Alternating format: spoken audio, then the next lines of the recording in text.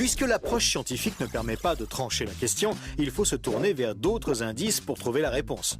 Le premier signe est en rapport avec la Bible. Pour beaucoup de gens, ce best-seller mondial numéro 1 est juste un livre religieux parmi d'autres. Pourtant, ceux qui prennent la peine de le lire se rendent assez vite compte d'une caractéristique surprenante. Son unité, sa cohérence. Bien que sa rédaction ait demandé 1500 ans, elle nous dévoile un propos cohérent qui s'est construit progressivement au cours des siècles et qui apparaît au final comme un édifice impeccable, majestueux, et qui dépasse totalement ceux qui l'ont construit. Des premières pages aux derniers mots, elle est centrée autour d'un même sujet, la connaissance de Dieu, le Messie et le plan du salut divin pour l'humanité. Pour celui qui ne connaît rien à la Bible, cette affirmation peut paraître un peu fumeuse. Pour lui, c'est juste des mots, des concepts abstraits, de la spiritualité, sans rapport avec le monde réel. Mais pour celui qui la lit et cherche un peu, l'évidence devient de plus en plus écrasante que quelqu'un, derrière ce livre, au travers de centaines d'épisodes, de miracles, de prophéties et d'événements surnaturels, quelqu'un a construit un message qui nous est adressé. Par exemple, Moïse expose clairement la base de la relation avec Dieu et annonce la venue du Messie. 5 siècles plus tard, David, parmi d'autres, prophétise les détails de la crucifixion tout en engendrant les ancêtres de Jésus. 300 ans plus tard, c'est l'œuvre monumentale d'Ésaïe qui complète de façon saisissante le portrait du Messie, annonce son sacrifice, sa résurrection et la future restauration mondiale. Et c'est comme cela tout au long des 66 livres de la Bible, avec des centaines de détails et révélations surnaturelles. Et cela pose une vraie question. Comment cette quarantaine d'auteurs tellement différents, Moïse, David, Salomon, Ésaïe, Daniel ou Jésus, qui a accompli des dizaines de prophéties par le seul fait d'exister, comment peuvent-ils parler d'une seule voix et aborder chacun une facette du même message ? Sans se connaître, ils se confirment mutuellement et construisent le même tableau, un seul tableau immense et qui les dépasse totalement. C'est complètement incompréhensible et impossible à réaliser. Ils ont été chefs d'État, bergers, prophètes ou apôtres.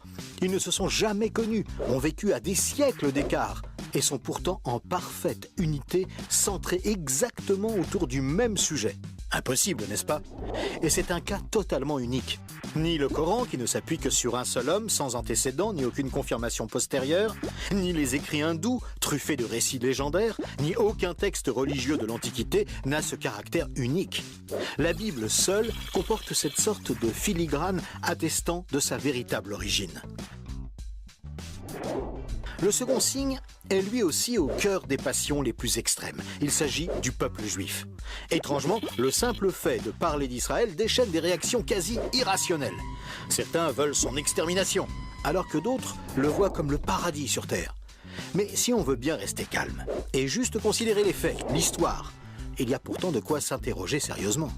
Comment ce peuple, haï depuis toujours, déporté une première fois, puis revenu sur sa terre il y a 24 siècles, puis déporté à nouveau et dispersé dans le monde entier pendant 17 siècles, comment a-t-il pu survivre? Et comment est-il demeuré un peuple distinct? Aucun autre peuple n'a jamais connu une telle trajectoire, défiant toutes les lois historiques.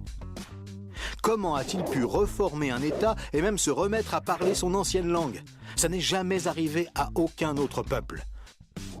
Il y a 25 siècles, le prophète Ésaïe posait une question étrange. Un pays peut-il naître en un jour?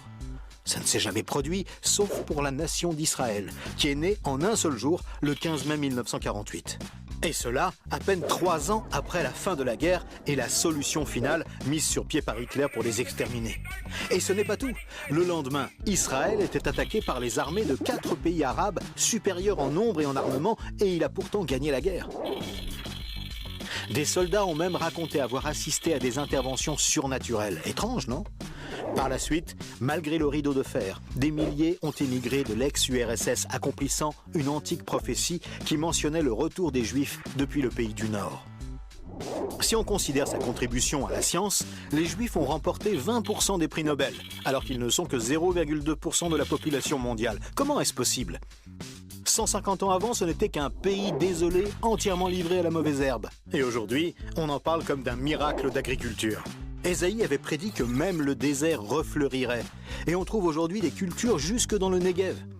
Interrogé par le roi de Prusse, Frédéric II, qui lui demandait une preuve de l'existence de Dieu, son chapelain lui avait répondu « Les Juifs, sire, les Juifs ». Et d'où vient la première religion mondiale? De Jésus, un juif, dont l'enseignement, la mort et la résurrection continuent à impacter en profondeur la société humaine. Évidemment, ce peuple est loin d'être un modèle, et il a souvent sombré dans la corruption. Mais la Bible déclare que Dieu en a fait un signe parmi les nations.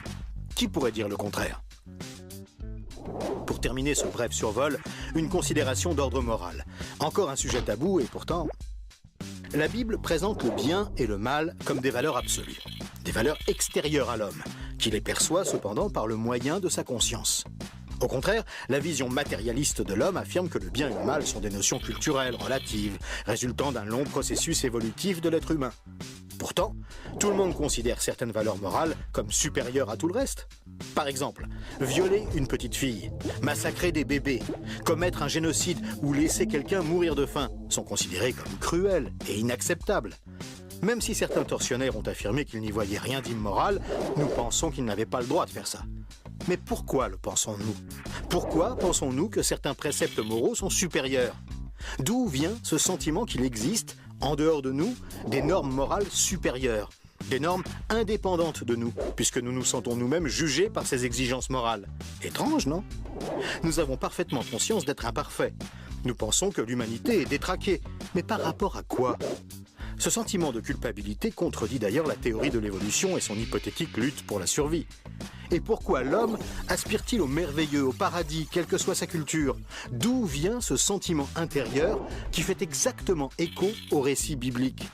Cette conscience, issue de nulle part et en parfait accord avec la Bible, constitue encore un autre signe tangible, bien difficile à nier.